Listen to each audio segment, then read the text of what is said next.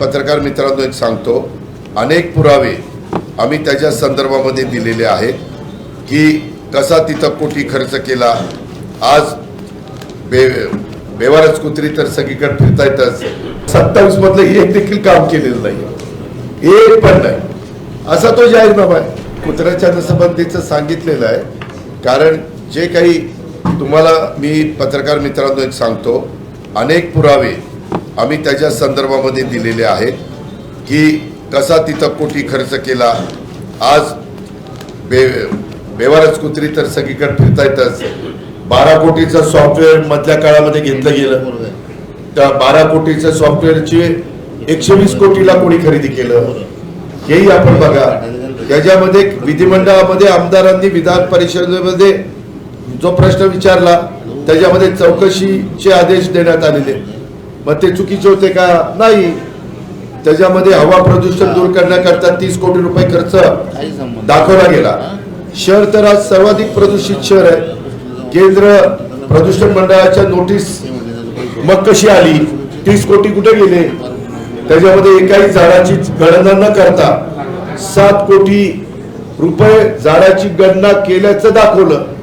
मग हे 7 कोटी रुपये दादा, खरं तर भाजपने आपल्या जाहीरनाम्यामध्ये पिंपरी चिंचवड जिल्हा घोषित करून शिवनेरी नाव देऊ असं म्हटलंय। तुम्ही आधी तुमची भूमिका सांगितली, शिवनेरी किंवा वेगळा जिल्हा गरज नाही, या घोषणेकडे कसं बघता?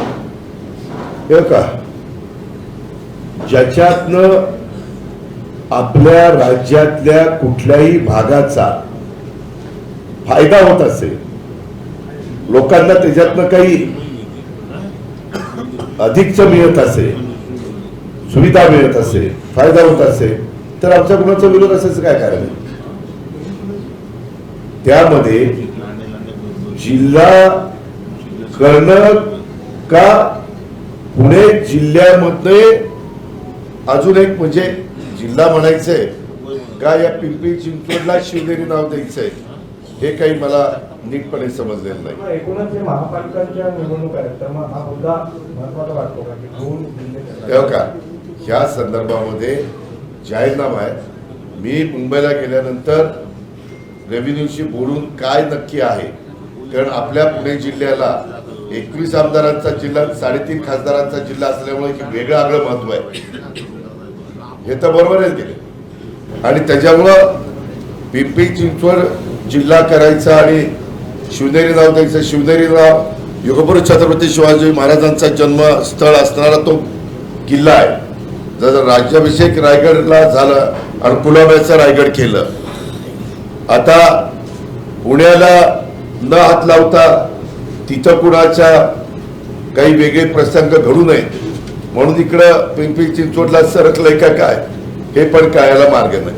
तर भाजपच्या जाहीरनाम्यात पुन्हा एकदा कुत्र्याच्या नसबंदीचा उल्लेख या ठिकाणी। कशाचा? कुत्र्याच्या नसबंदी। त्याच्यात सटक लागली ना बाबा। नसबंदीमध्ये आवक होतीये, भ्रष्टाचार करता येतोय म्हणून टाकला असेल। आता हे का, माझ्याकडे त्यांचा मागच्या 2017चा जाहीरनामा आहे, 20-27 सगळ्या मिळून आहे। त्याच्यामध्ये एक पण त्यांचा त्या ठिकाणी जाहीरनामा 27 मधलं एक देखील काम केलेलं नाही, एक पण नाही असा तो जाहीरनामा आहे। मुख्यमंत्र्यांनी तर दावा केला की आपण 2017 मध्ये जे म्हटलं होतं ते सगळं पूर्ण केलेलं आहे, असं त्यांनी हा जाहीरनामा प्रसिद्ध करताना दावा केला। बरं, आता मी सांगू का, ह्याच्यात काय सांगितलेलं होतं? ज्येष्ठ नागरिकांना आनंदी ज्येष्ठत्व लाभण्याच्यासाठी विविध सुविधा उपलब्ध करून देणे।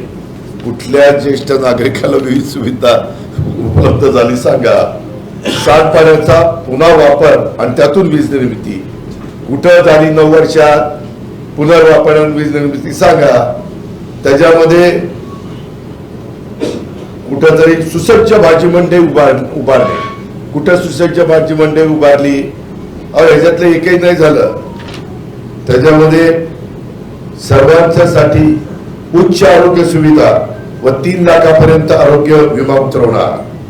हिंजवडी IT पार्ककडे जाणारी सार्वजनिक वाहतूक व्यवस्था सक्षम करणार व हिंजवडी ते चाकण मेट्रो सुरू करणार। 9 वर्षात काही झालं नाही, हे असलं सगळं आहे। दादा त्याच्यावर त्याला किती महत्व द्यायचं तुम्ही विचारा.